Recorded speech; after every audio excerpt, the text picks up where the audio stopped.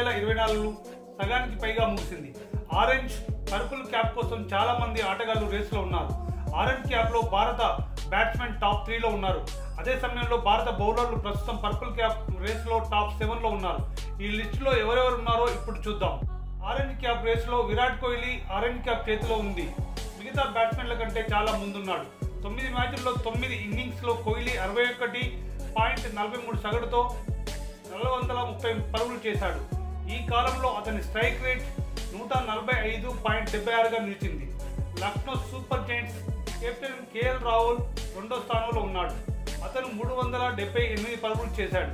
Delhi captain Rishabh Pant మూడో స్థానంలో ఉన్నాడు. అతను 371 పరుగులు చేశాడు.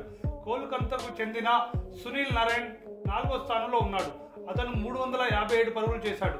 అదే సమయంలో Chennai super kings captain Ruturaj Gaikwad 5వ స్థానంలో ఉన్నాడు. అతను 349 పరుగులు చేశాడు. అలాగే బౌలర్ల విషయంలో పర్పుల్ క్యాప్ రేస్ లో చూసినట్టయితే Jasprit Bumrah purple cap race number 1 స్థానంలో కొనసాగుతున్నాడు. 9 మ్యాచ్ల్లో అతని పేరిట 14 వికెట్లు ఉన్నాయి.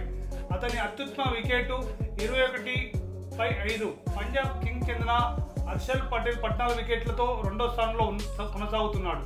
అతని సగటు రేటు చూసినట్టయితే ఎకనామీ బుమ్రా కంటే ఎక్కువగా ఉంది. అందుకే 14 వికెట్లు పడగొట్టిన రెండో స్థానంలో ఉన్నాడు. పర్పుల్ క్యాప్ లో రాజస్థాన్ రాయల్స్ చెందిన యుజ్వేంద్ర చహల్ 13 వికెట్లతో మూడో స్థానంలో కొనసాగుతున్నాడు. ఢిల్లీ క్యాపిటల్స్ చెందిన ముఖేష్ కుమార్ 13 వికెట్లతో 4వ స్థానంలో కొనసాగుతున్నాడు.